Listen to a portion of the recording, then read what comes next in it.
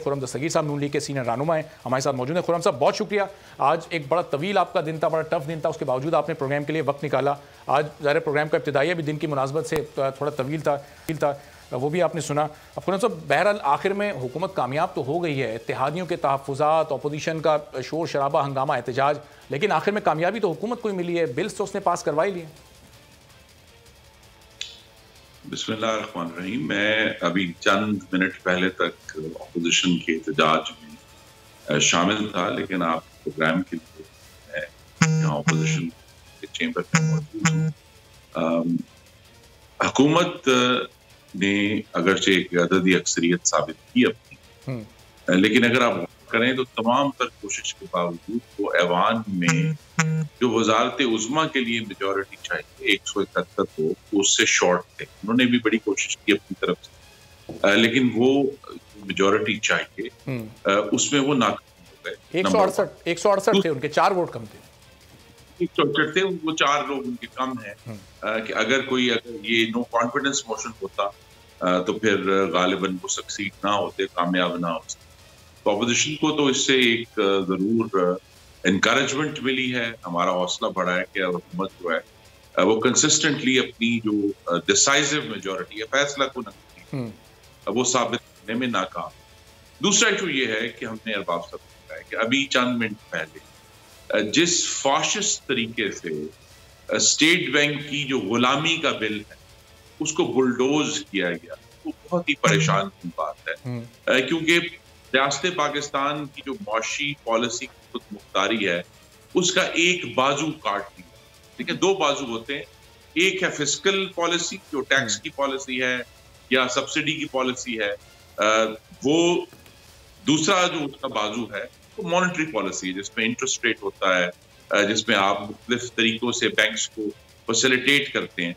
आज इस फाशिस्ट हुकूमत ने हमारी रियासत का एक बाजू काट के प्रैक्टिकली रियासत के अंदर एक रियासत कायम कर दिया, स्टेट बैंक पाकिस्तान, जो कि जिससे बेहतर होगा कि हम आइंदा आने वाले दिनों में स्लेव बैंक कहें, क्योंकि इसमें जो तमाम वाली तरामीम थी, जब हमने पहली तरमीम के ऊपर गवर्नमेंट को चैलेंज किया कि आए फिर दोबारा गिनती कराते हैं, तो हुकूमत पहली गिनती के बाद सरासीमगी का शिकार थी, क्योंकि उनके बहुत सारे लोग चले गए थे, वो गिनती नहीं कराना चाहते थे।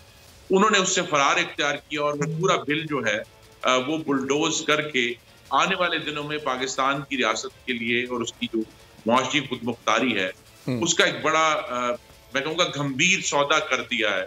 और स्टेट बैंक जो है अब वो इस पार्लियामान को कम जवाबदेह है और IMF को ज्यादा जवाब। लेकिन खुर्रम साहब, उसमें फिर ज़ाहिर है हुकूमती मौक़िफ़ ये भी तो है ना कि अगर उनको ऐसा महसूस होगा कि स्टेट बैंक कहीं तजावुज़ कर रहा है अपने इख्तियारात से, तो वो फिर पार्लियामेंट के ज़रिए ये बिल्स को अंडू भी कर सकते हैं, वापस भी ले सकते हैं तमाम इख्तियारात। नहीं, देखिए ना जी, वो $1 बिलियन है जिसके ज़रिए उन्होंने IMF का जो प्रोग्राम है उसको जारी कराना है, उसके साथ दूसरी इमदाद जुड़ी हुई है। लेकिन हमने ये बार बार सवाल पूछा कि वो कौन सी बीमारी है जिसका इलाज ये मिनी बजट था, क्योंकि अवाम को जो बीमारी लायक, और मैंने खुद भी आज वज़ीर ख़ज़ाना को पॉइंट किया कि जो सेंसिटिव प्राइस इंडेक्स है, जो गरीबों के लिए 51 चीजें हैं, वो तो मुस्तकिल उसकी शरह जो है हर हफ्ते नंबर आता है, 22%, 21%, फिर 22%, फिर 19%, तो वो तो बहुत ही कातिलाना हद तक सेंसिटिव प्राइस इंडेक्स आ चुकी है। इन्फ्लेशन डबल डिजिट में है अब पिछले 2-3 महीनों से।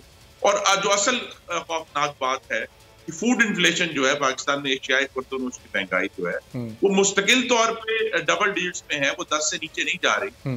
तो वो कौन सा अमल था इस बजट में और अब ये स्टेट बैंक, जिससे अवाम को जो तकलीफ है उसका कोई अजाला हो सकता। और उस मामले में ये दोनों जो आज बिल पास हुकूमत ने किए हैं, वो हुकूमत बिल्कुल उसमें नाकाम है, सिफर है, क्योंकि इसमें अवाम का रिलीफ नहीं था, सिर्फ हुकूमत ने IMF की गुलामी की है और अपनी नालायकी को कवर किया है मजीद टैक्सेशन के जरिए। सही। अब खुर्रम साहब, ज़ाहिर है आज जो नंबर गेम रहा, क्योंकि 14 अरकान हुकूमत के गायब थे, 168 उनके वोट से, अपोजिशन के 150, आप लोग के भी 10 लोग गायब थे, तो ज़ाहिर है अपोजिशन के लिए एक इनकरेजमेंट है ये। लेकिन आपके अपने 10 लोग क्यों गायब थे? ज़ाहिर है ये बिल्स आप लोग रोक नहीं सके, तो फिर अदम एतमाद को कैसे कामयाब करवा सकते हैं? उसके लिए अगर प्लान करना है तो ये जो लोग अहम मौक़ों पर, अहम इजलास में आपके गायब हो जाते हैं, ان کے آنے کو, ان کی پریزنس کو کیسے میک شور کریں گے آپ لوگ؟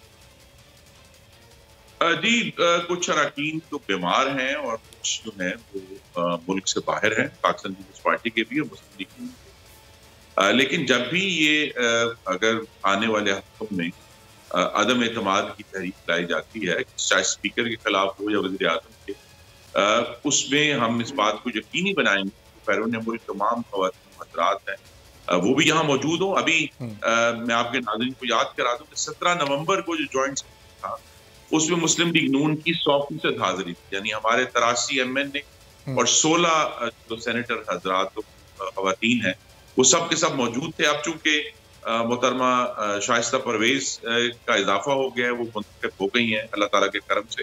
اب آج 84 اراکین جو مسلم کے تھے اس میں بھی بہت تقریباً تمام ہی حاضر تھے. تو آنے والے دنوں میں جب بھی اس طرح کی پلاننگ ہوگی تو ہم اپنی حاضری یقینی بنائیں گے.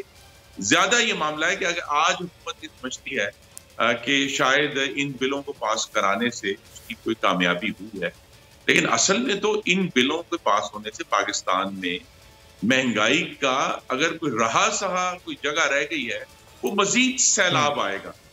اصل میں حکومت نے آج یہ منی بجٹ پاس کر کے آپ اسے ایک طویل خودکشی کہہ سکتے ہیں اس کا آغاز کر دیا, کیونکہ ذرا سی بھی اگر کوئی اکنامک سچویشن امپروو ہونی تھی مہنگائی کے حوالے سے, وہ ہر لحاظ سے اب مہنگائی اس حکومت کے ہاتھ سے قابو ہو چکی اور ایک ایسی آفت بن گئی ہے جس کا عمران خان کے پاس کوئی علاج. ٹھیک ہے. اچھا خرم صاحب, آپ سے آخری سوال کہ ظاہر ہے اگر عدم اعتماد کی تحریک کو کامیاب آپ نے کرنا ہے تو اس کے لیے کم از کم حکومت کے ایک اتحادی کو تو آپ نے منانا ہے. آپ کا پورا زور اس وقت ہے کہ MQM کو آپ کسی طرح منا سکیں. وہ آج صبح تک ایسا لگ بھی رہا تھا کہ شاید اس کے حق میں ووٹ نہیں دیں گے اگر ان کی تمام تجاویز کو نہیں مانا گیا, لیکن پھر انہوں نے وہ تجاویز واپس لے لی اور حکومت کے حق میں ووٹ دے بھی دیا. تو یہ راتوں رات حکومت بہرحال کامیاب ہو ہی جاتی ہے اپنے اتحادیوں کو منانے میں. اب آپ صاحب, ہم عمران خان صرف ایک مرض کی علامت, اصل مرض جو ہے وہ ہائیبرڈ نظام ہے جس میں عوام کی حاکمیت مکمل نہیں ہے اور اس میں کچھ مقتدرہ ادارے شامل ہو گئے ہیں جس کی آئین میں کوئی جگہ نہیں.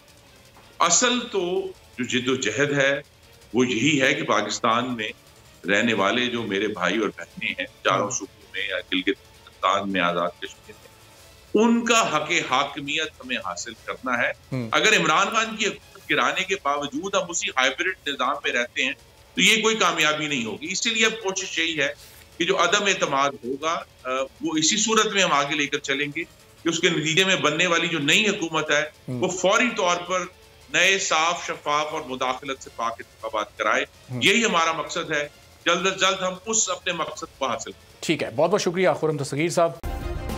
سبسکرائب کریں اور بیل دبائیں تاکہ کوئی خبر رہ نہ جائے.